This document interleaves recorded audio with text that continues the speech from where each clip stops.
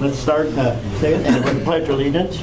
I pledge allegiance to the flag of the United States of America and to the republic for which it stands, one nation, under God, indivisible, with liberty and justice for all.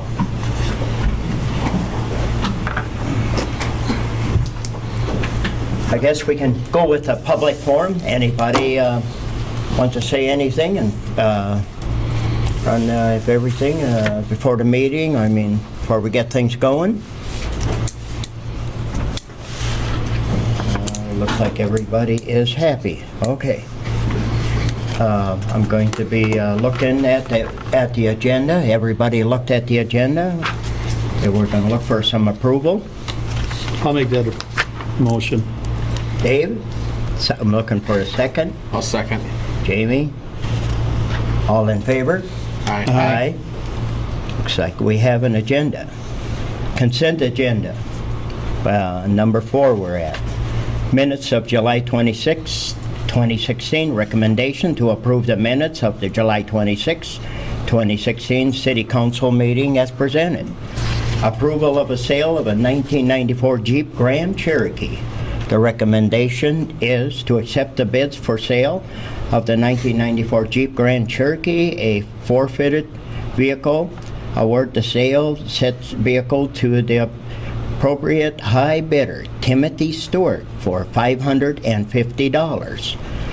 C, one-day gambling license, Nicholas Kane, Hero Foundation, to approve Form LG 220 application for an exempt permit to conduct a one-day gambling for Nicholas Koenig, I guess that's how we say that, Hero Foundation, for a raffle to be held October the 21st, 2016 at the Great Blue Heron. Furthermore, to waive the 30-day waiting period for said permit. I am looking for some kind of a motion. I'll make that motion. Jan? I'll second it. Okay, and we're looking for, we say that, approve. Motion was made, all in favor. There Aye. we go. Aye. And an aye. So, looks like that's it all to go. Number 5, Stearns County Historic Society. Reservation, Steve Penick. Is that how we say that? Close. All right. So, the helm is yours. Thanks everybody for letting us come and talk to you tonight. A little bit about myself.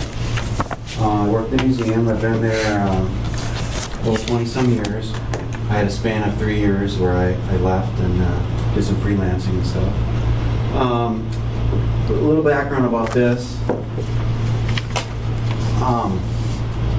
Cold Spring Area Historical Society approached me earlier in the summer about possibility of getting some conversations going about historic preservation in Cold Spring. So since that was late June, early July, I met with Bridget, I met with the mayor to at least see what the ground was, and they both suggested that we come to the council and throw it out to the public to get feedback about the possibility of a Heritage Preservation Commission in Cold Spring. So with that, we'll start with the slideshow. I got this photo from a friend that lives in Germany, and I think sometimes people think historic preservation, you just have to have like really old buildings, or this is in Stuttgart, or by Stuttgart. It's a town called Essling, and that's their city hall, the red building. So it's kind of cool. So every community is different though, and everybody has a different history, everybody has different buildings. I think Cold Spring has a great history. I've lived here since 2001. A lot of you guys have been here your whole lives, which is really cool. I think this is a great story. One of the things I think that's really great about Cold Spring and Stearns County is they're really in a family history. There's a legacy, I think, passing on. We have the most century farms in the state, Stearns County does. Cold Spring specific has a lot of things going on. We'll get into that in a little bit. But history connects past, present, future. And I think that's one of the things that's unique about that discipline. The third bullet point there, I have the Cold Spring Elementary Community Project. One of the projects I've been on for a number of years with the elementary school is they do this community history project, and they write essentially a paper about starting a business. And government is part of that, history is part of that. So I present to all the fifth grade students in class, and we talk about what it is to start a business. And I show them a series of old photos, and they look at stuff like electricity, they look at Main Street if you have a car, where do you park, all interesting things. And it's interesting what the kids come up with as far as what they deem is important. So the goal tonight really is to tie all this stuff together. There's young people interested in history, there's older folks, there's people in between. What does it take to make history part of our community, even more so than it is already? So hopefully we'll get some feedback from you guys, from the mayor, Bridget, and the community at large about what it is to make history more of a part of our community than it already is. It's a great photo, I think. It's a bunch of thrashing crew, and if you look real close, we've got Cold Spring taken in 1905. And what I really like about this photo is there are so many different faces, young, old. You kind of figure out maybe who the crew chief might be. But we do have something to celebrate. This is a great town, and we have a lot of great things going for us. Here's a little bit of a community profile. We have great schools, mentioned about the Cold Spring community project that they do. We have a diverse economy, we have a lot of agriculture, great businesses that have been around a long time. You can go on down the list from Warner's to the brewery, Cold Spring Granite, just folks that have been around a long time making a difference in the community. We have great community fabric from churches to social clubs. People give back to the community to try to make it a better place. One of the things that attracted us to Cold Spring when we lived in St. Cloud was a neighborhood pride. I mean, you drive around this town, people keep up their places for the most part. It's a very attractive community. And I mentioned before about the family history part. Examples now, and I think this is one of those things that's a connection for me. Our son plays a lot of baseball, and we spend a lot of time at the Cold Spring Ballpark. And here's kind of a project. If you haven't been up to see the new addition, when they did the party deck and the new modifications with the new seating and everything, here's kind of a present merge of past and present. All the people that are involved with the baseball program do a great job of promoting it through the schools. It's a great place to watch a game. Fans from all over come and they say, wow, Cold Spring's got a great park. And we're really lucky that there's that tradition. There's been ball played on there since the 1920s. And you walk in the park today and it looks great. So it's an investment that the community makes, and I think it's something we can all be proud of. So I think that's a good example of what we're trying to say as far as preserving the past and making it to the future. We've got some great historic sites. From the ag side, we've got this Grasshopper Chapel. When it was built in the 1870s, when the tornado came in the 1890s, and then when this little chapel was built in the early 1950s. This is a very moving site. You can still see the trees that were ripped around from the tornado. You think of this statue of the Blessed Virgin that landed in this tree and somehow didn't get damaged. It's just a very moving site, and it's very it's got a lot of history and meaning for a lot of people there, so I think that's a great story too. And I mentioned about the residential neighborhoods. We got some great places. We do have some, like a mini historic district. You get up by the brewery, there's the brewer houses, the 3 houses that are on the National Register. This is a photo, of course, of Marcus Mon, who would be linked to the Winter family and their businesses. It's a great place. We're lucky we've got great neighborhoods that all tie in together about what we're doing in the place. Some things have happened that I'm not sure exactly where it was spawned from, the ideas, as far as doing what people do to their buildings downtown. But I think a great example of what it's been done really, as far as kind of going back to the integrity of the original building, was what Dr. Winter and his wife Jen did to the old First National Bank. It's built in 1903. It's just a great little building, and I don't know if you guys remember back when it's kind of morphed into different businesses over the years, and it's had different looks, and at times it was red and green and white. And I complimented Dr. Winter and Jen about the great job that they did as far as kind of returning the building back a little bit to its former glory. And I think that's a great project. So this is kind of some of the things I think that could be an idea for a preservation as far as maybe helping businesses fund if they have an old building or and they have an interest in maybe turning back, getting some federal dollars and state dollars to invest in their buildings. Because that's really the key as far as like with the baseball park, etc. If your building is in good shape, more than likely it's going to hang around for a while. So the winner should be applauded. I think what's going on with the river development is another great thing with Granite Landing. The buildings there look great. Teals Market with a great anchor. And of course the bank and the dentist office being there. It's got great potential for a lot of great things for our community.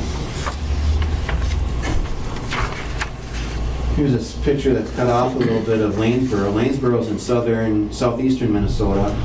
It's a tiny town. It's a little over 700 people. They have a Heritage Preservation Commission. They do a really lot of neat things down there with their buildings. And they've pumped a lot of money in. We've gone biking. We have the recorded trail, so there's some similarities to their community and ours. But really the big question, what do Heritage Preservation Commissions do? And essentially they provide a voice. They're kind of a layer underneath the Planning Commission. And they can, essentially, if there's some new proposal coming in, they can provide a voice as far as, hey, what is that going to impact the community, whatever project that is. Minnesota has lots of Heritage Preservation Commissions. I'm most familiar with St. Cloud. I spent a lot of time with their stuff. But stuff close by is Litchfield. Red Wing's a nice example. If you've ever been through Red Wing, they've got a great downtown and great history. And of course, I mentioned Lanesboro. On the bottom, earlier this summer, I went to Albany, and I would encourage people to, if you get a chance, to talk to Tom Schneider, the city administrator there. They got a lot of money pumped in. They got some grants. Their downtown looks as good as it can be. It's the best I've seen it in a long time. They got great streetscapes. A lot of action going on, and I foresee with our work on Red River that that's a similar project. So that'll be neat to see when that's done too, to see people investing in their downtowns. Here's just another shot of Lanesboro. Got a series of about 4 photos of just how downtown Cold Spring changed. We're looking west toward Bell's Hill here. This would be Winter's Bar. So probably of all these buildings that are photographed that we can see, that's about the only one. Winter's Bar is 1875. That's our oldest commercial building downtown. So landmarks. So this would be the central house here. So that's be where the eyeglass place is. Here's about that same shot, a little bit closer down the hill on this side of the river, on the west side of the river. Here's Keith's Garage. And then we're looking up towards St. Boniface here. We're just kind of switching around the other way. 1960. Here's the laundromat. Here's Winters. The bank. So a lot of changes. Some of it just through fire, building codes. You notice in the earlier building shot was a lot of wood buildings. Now we got brick. So there was some fire considerations as building changes over the years. And here's more of a presentation on it. What does all this mean? What does this mean for us? Essentially, it's just we're just doing a fact-finding mission. Is the community, is the council, is the mayor, is the city administrator? Does this mean anything for Cold Spring? I would encourage people, if you want more information, St. Cloud has a great model. They have a lot of stuff online. I threw up the website address there for people. They got so many documents that you can plow through. Very, very interesting. And there's Jim's phone number. He's the senior planner at the St. Cloud city offices, and I'm sure he would be glad to help answer any questions for going through the process. But what does it all mean? Once you get a district or a commission set up, there's certainly potential for money if businesses are interested in getting new windows, new storefronts. What's neat about the St. Cloud site is they'll show a historic photo, and then it'll be next to the present day photo, and it just gives ideas of how buildings can possibly look if, for example, let's say if the Opera House got new windows, new doors, just possibility, just ideas of what a building could look like if this money was invested in it. And here's a great shot of a winter building, 1924. So if anybody has any questions, comments, that's about all I have, but I guess our goal is just to develop a conversation. And thank everybody for their time. Any questions? There is some group members from the Cold Spring Area Historical Society present here too if you have some more detailed questions. They're going to be actually the point of contact if the public has questions, comments. Clifford Johnson's email address is on the screen, and he has his phone number, 685-8489, and he's the society president. What's that picture? Council, any questions? What's that picture of? That's That's Cliff's the new house. picture that was actually taken of the granite company when they were taking down the buildings. Okay. And we actually have the date, Mid 2608. 2008, yeah.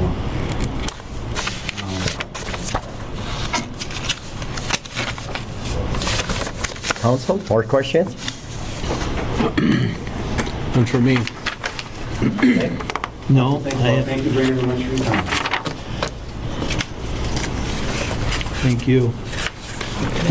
Something we should keep on tab or something? Yeah, I think so. Yeah. Okay. So And at least let us look into it. This a little bit ordinance more. is, That was a sample ordinance that came Okay. later today, some of the documentation that we got from our local historical society members. And the sample ordinance of water preservation, how you establish How you one and establish. its duties and everything. So if you want Okay. to look through that, we can put it on a different agenda for later discussion. yeah, that would be great. Okay.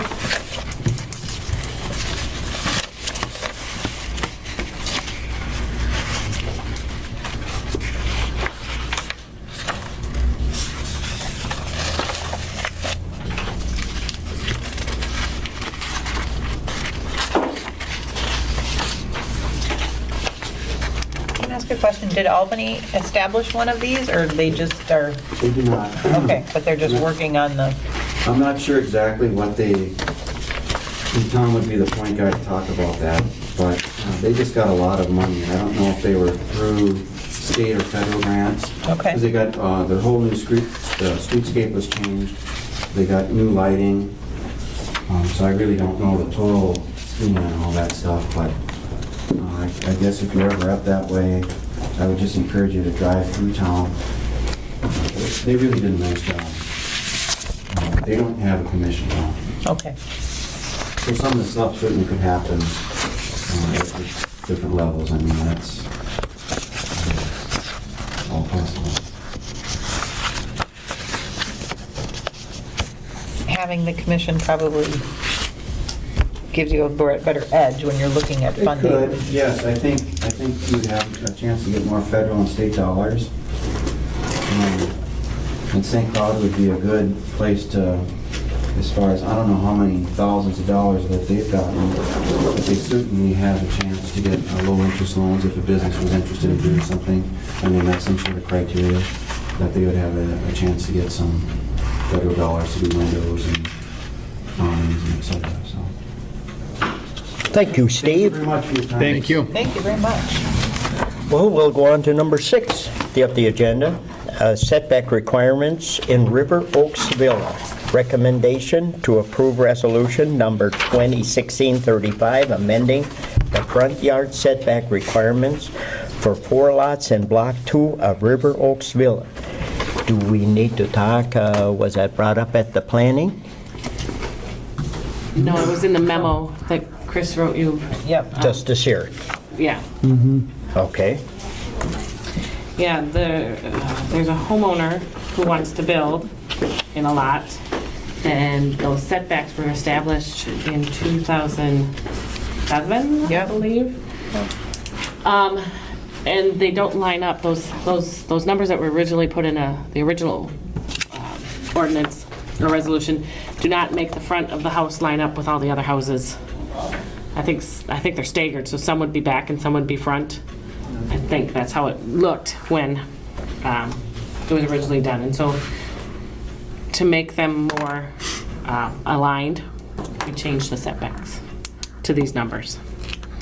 If that's a correct statement of what happened. Yeah, our concern was lining them with the houses to these, and a part of it is because the house just to the west of that, if it had to draw it out closer to the street, the house to the west is considerably longer, and the homes are very close together, and so on the walkout side, it would be almost kind of sucked back in a U shape, if you will. But they would be lined up straight with the homes to the east of it.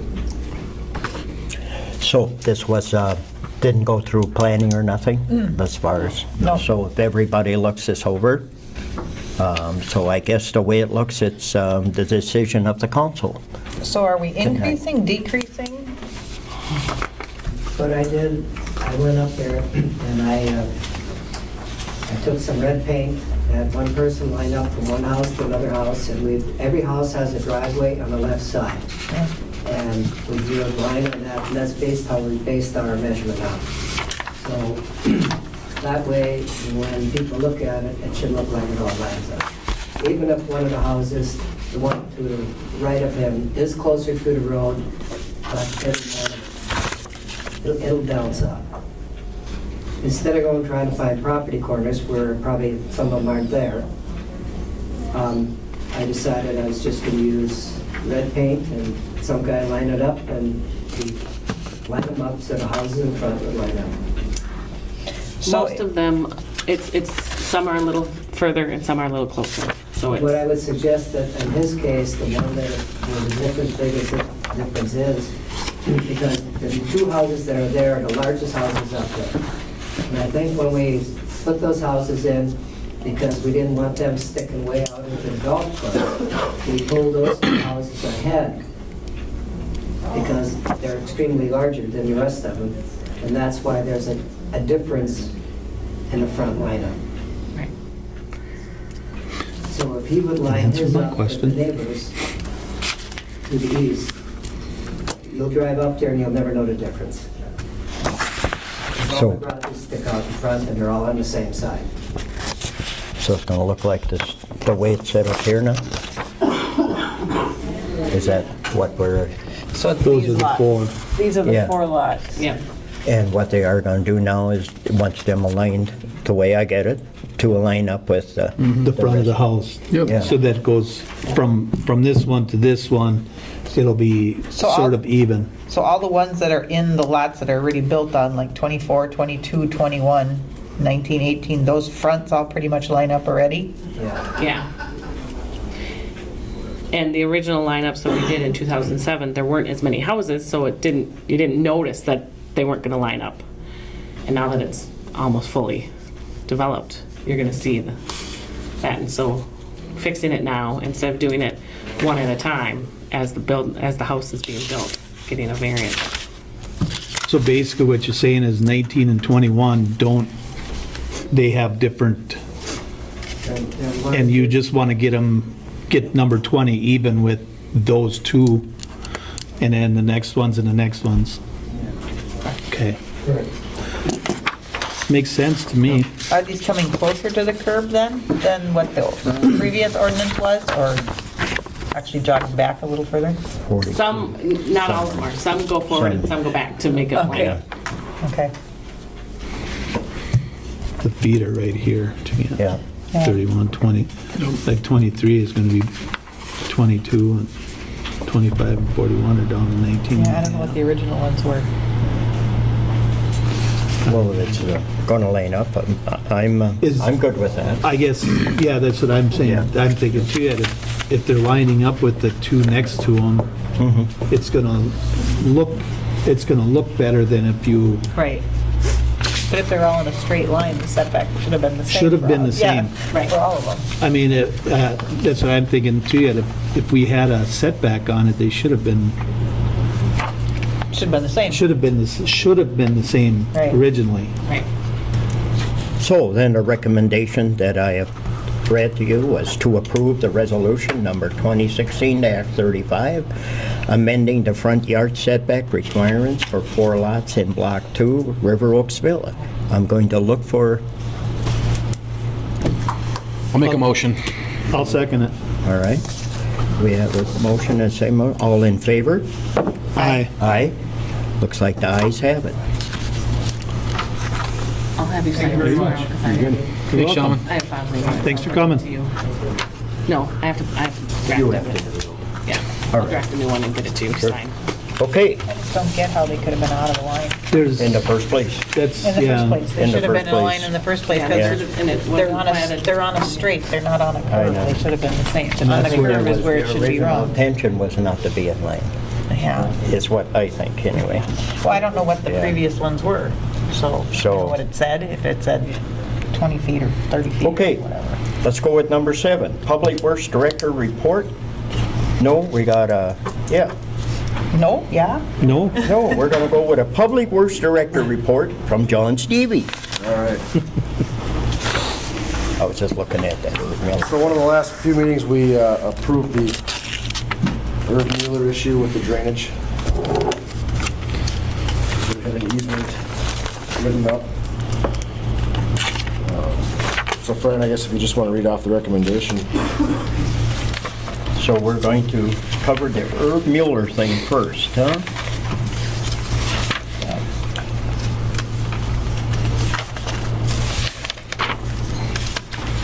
And that would be this drainage and utility easement, right? That's what we're looking at, John? Yep, Dan All right. Crowe and I looked at it and Okay? came up with the best idea to make it work so we don't have problems in the future. And Is there a cost for the easement in addition to the work cost? Okay. That was kind of part of the negotiating deal was Okay. you We'll do grant the us an work, we'll easement pay if for the work. we take care of the work. Okay. We're still on the same line of that up to $8,000 deal. Yep. okay. But we can get it done cheaper. And looks like Sue took care of this here, and so we're good then, huh? So we need a motion, don't we? Huh? You gonna read it? Well, the motion is to, recommendation to approve a drainage and utility easement to be granted to the city from Irvin and Mary Mueller for property just north of the Matthews Estates. I'm looking for a motion. I'll make a motion. Dave, a second? I'll second. All in favor? Aye. Aye. The ayes have it. Saw 2 update, completion of the roundabout and detour, will definitely be changing before the school opens, or, they'll have it done before school opens, and so I'm sure you've seen today, they were doing milling on County Road 2, so they'll get that done, and they'll probably prep it tomorrow for bituminous. They talked about putting 3 lifts on right away, but I think we're gonna have them hold off on the final lift so that Kramers can do their work behind the curb and not have to worry about scuffing up the tar with the skid loaders and stuff. So that's going good. Roundabout, I got a lot of concrete poured, just a few pieces left in there. So everything's kind of on schedule to open up by the 26th, so that's good. Once they get that County Road 50 and County Road 2 pour, or with the bituminous down, then they'll move over, they'll transfer the detour through there, and then they'll move over probably to the school parking lot and take care of that for them. So we've been working with the school. Ken Kramer and myself went over there and kind of got ideas of what he wanted, to see. He was very appreciative how the whole project went. They're very happy with it, so no complaints from them, which is good. Does school start before or after Labor Day this year? After, I I think think. it's after, but faculty comes in on the Tuesday September before. 6th, I believe it said in the record. And once they get all that done, then we'll open the parking lot back up and take our concrete ballards out of there. Pipe work's completed, I believe, north of Main Street now. We're from CNL, so you'll probably see some sub-cutting and more dirt work being done. Some more removal of the sidewalk that is there, and kind of the same process that was on the south side of Main Street now. So they're moving along good. So water update I have, meeting with the DNR next Friday. It's the DNR, legislator, brewery, Department of Health, myself, Tanya, Bridget will be there. Senator Fishbach and Representative Howe will be there, just to kind of go over what was talked about at the legislative session. We're working on that amendment right now with the DNR for our appropriation, so that'll be brought up. Kind of the fine details of what our permit's gonna change to, and we're just gonna talk about it on next Friday at 10 a.m. at the brewery, so. Should have some good information coming out of that. And that's about it. We talked about the Tree of Hope, where that was. Today we met and kind of discussed some ideas. John Atchison's gonna draw up kind of a landscaping idea for you, and we should have it for the next council meeting. Different options. I don't know if we're willing to get into too much detail of that, but maybe putting like the Tommy Decker Memorial granite in there as well, adding a couple flag or another flagpole. I'm just kind of dressing up the front of City Hall nice with the project. I think it would look good. So that's about all I got. Really, the other one is we'll talk about at the end of the night. But. Okay, John? Brian? Mr. Mayor and Council, John covered the Cunner Road 2 pretty good. We're Okay. plugging along there. From the city's part of it, just looking at the streetscaping, getting the sidewalk in, a lot of that stuff behind the curb now. So the big utility push is done with our pipes, so now doing the stuff we can see. Any questions on that? No, seems to be moving along. So the Kerbers will be there again pretty soon, huh? Yep, they'll be there again. But making good progress. And one morning when we wake up and it'll all be there, right? Yep. Otherwise, Main Street, just working on feasibility, so look for that coming next month or so. We'll be talking about the project we're doing next year. Do it all over again. Might as well stay in the mode, right? Keep it going. Keep going. And then just a little update on the Southwest Stormwater Project. We'll be starting here pretty soon. We looked at several locations. We did get some good response on folks who wanted boulevard trees. Looked at a lot of locations to talk through some of them with John. Some of the locations will work great. Others are just not going to work that well based on sidewalk, utilities, those sort of things. So we'll try to accommodate all the folks we can. And if we still have leftover trees, we'll end up probably putting them on city property. How many are you trying to place? 6. Okay. So I have placement for, I could get just about all of them on private property, depending on, some homeowners may get more than one.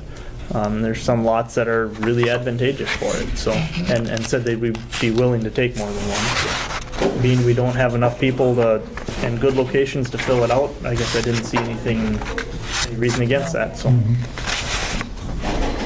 The other two things related to that, we have a finance agreement with the Sauk River Watershed and also a maintenance agreement that we need council approval on. Basically, the finance agreement that we'll pay our portion of the match. I think it was a 25% match. Some of that can be done as well through in kind. So time that the city spends talking to residents, if we had to pay anything to advertise for tree boxes, time to design, those sort of things, time just trying to figure out where we put them, that all goes towards it, can go towards it as well. And then the maintenance agreement is just that I think the city has a 15-year on these that we have to help make sure that these trees grow, that they get their initial watering, those sort of things. That would be this here document, right? Yeah, I think that one was the maintenance, and then the finance one was ahead of that. And then the owner, each owner that the tree is placed on signs one of these owner maintenance agreements too? Or? At this point, it is the city that Okay. that does this. And that's this document, right? Right. Does each one need a motion separately, Mr. Bryan? Please. Please. Okay. Let's look at the operation and maintenance plan first, council. And I guess I am looking for a motion. I'll make a motion to approve. Amy? Is that second? I'll second that motion. Dave? All in favor? Aye. Aye. That one is good. All right. The Watershed District Best Management Practice, Financial Assistance, that's the SEER document. I am looking for a motion. I'll make that. Jan? I'll second. Amy? All in favor? Aye. Aye. Aye. Ayes have it. Next thing, Mr. Ryan? That's all I have, unless you have any questions for me. Do you have a picture of that fence yet? Of the, That's going up in front of Super America that we, I do have, I can grab my plan sets in the truck if you'd like, I can. next meeting's fine. Okay, yeah, I'll bring a That's picture of what that's gonna look like. Is that fence going to change? It's getting shorter, longer, wider, taller? Getting longer based on the discussions we had had quite a couple or a month or so ago about moving the driveways on the Holiday side, just basically fitting it between the two driveways. So just to make it So look. both of them won't be symmetrical anymore? No, they won't be, just because we have to build it based on where the driveway openings are and what's in between. I see. So just trying to make both sides similar but not symmetrical. All right. So that driveway that's going into Super America, that's going to be in a year or two functionable then, right? More functionable. Yeah, and the driveways on the Super America side were placed for the new development. Yeah, because I get a little bit of heat from that. They're saying it's in the wrong spot, but I said, not for now, but later it'll be in the right spot. Right, and our agreement had always been with them that we were going to put the driveway in the final location because it makes no sense to put it in where it should be now, where it works now, but then they have to change it, then they're cutting into the road, and it also affects where all of that streetscaping and light poles and everything relies on that, so. So as the project's going on, a lot of as the road opens, we're still going to be, after lights hit and stuff like, we'll still be occupying the sides of the road yet, even when it's open, like the sidewalks and all that stuff won't Doing some be of the design features, or No, I think the road's gonna stay closed throughout that process. throughout, but I mean, once past the 26th and stuff, The 26 is that all going to fall into place, the light towers and everything, or the lights? The 26 is only for the roundabout. That was our interim deadline for the contractor to get the roundabout done because of school.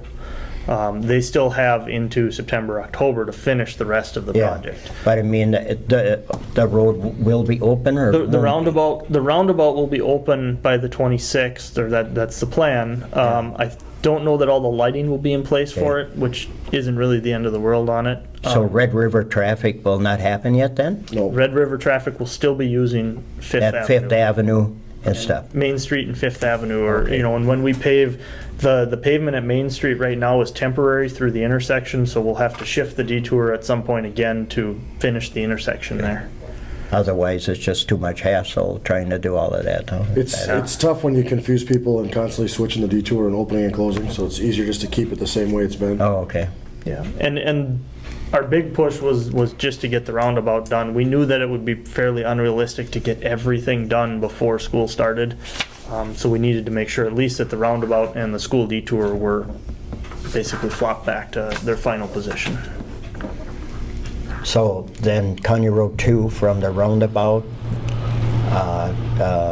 going to north, that's all going to be tar then? Huh? Yeah, and that they've already started pulling that out. I think the milling machine was just about done when I came in tonight, so they'll have that paved in possibly, could be a couple days, yeah. And they're asking me about 23 to County Road Bridge South.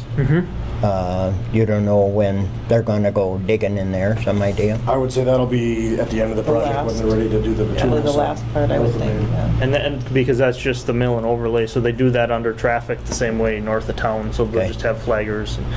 But yeah, towards the end, they'll coordinate it with some of the other paving on the project. Okay. Any other questions for these gentlemen? None for me. No. Okay. Any more questions for us? I don't think so. Okay. Thank you, guys. Thank you. Thanks, guys. Thanks. Number 9, City Administrator Report. Bridget? We discussed several meetings ago about getting notepad ThinkPads. We had the server and the Wi-Fi and the ThinkPads discussion, and we got a bid from Windall Technology. There was a bid earlier in the year Can't remember who that was from, but that was the amount budgeted, and that was 21,000. This is quite a bit less, and it covers putting in a Wi-Fi in here, so we can do the notepads. ThinkPad, I think is what we're going to call it. They're called. So you would have those as council members to bring your packet electronically, and our new server, because our server is on its 19th breath. Yeah. And so with that, We need a approval or a recommendation, huh? right. To approve the purchase of a server, Wi-Fi, and 6 ThinkPads from Winthal Technologies LLC for $9,512 to be paid from the capital expenditures in the administration budget. I am looking for a motion. I'll make that motion. Jan? I'll second it. Dave? All in favor? Aye. Aye. Looks like the ayes have that. So how much instructions comes with that? Training, instructions, and As much as you would homework like. and As homework. much as you can find online. Yeah. Yeah. Oh, or where the power switch is, so we gotta have that. All right. We're Anything? gonna have a little work group. Anything else? Every half hour Bridget? before the meeting, we'll get everything plugged in. Get somebody's grandchild in to Yeah. Yeah, I'll bring my exactly. 7-year-old, Yeah. and she'll teach us Is all. that right? All right, at least I'm gonna have some help. Yeah. I'll have to put a chair alongside of me. so There you she go. can help She me. can help you out. All right, anything else, Bridget? Nope, that's all I have for now. All right, so number 10, list of bills, everybody look those over. And it's my tradition to say we're going to pay our bills, so I am going to say, I make the motion to pay the bills. So. I'll second. And all in favor? Aye. Aye. Aye, the ayes have it. General questions and comments from the city council. I guess we're going to start with Jamie, I have no questions or comments. okay? Got nothing? Nothing about this weekend? Yeah. Oh, they You always have bring that, this weekend? St. Boniface? There you go. Got bazaars. This starts Saturday night, right? I don't belong to that church, so I don't know. okay. But there's fireworks Saturday night and parade Sunday morning and then festivities all day. And a new route, so And a new route for the so we don't parade. have yeah. to go in John's and Brian's route, so we don't have to Right. watch that. Okay, Jan? Start at the ballpark. Nothing. Nothing. Fran doesn't have anything either. All right, number 12, develop offer for purchase property from the Fraley, what do they call that? Trust? Revocable Trust on Greystone Road. This meeting will be closed, so we gotta have a closed meeting, huh? All right, okay. So then we're going to start our closed meeting at, First, I gotta turn off the tape. oh, we gotta take that off.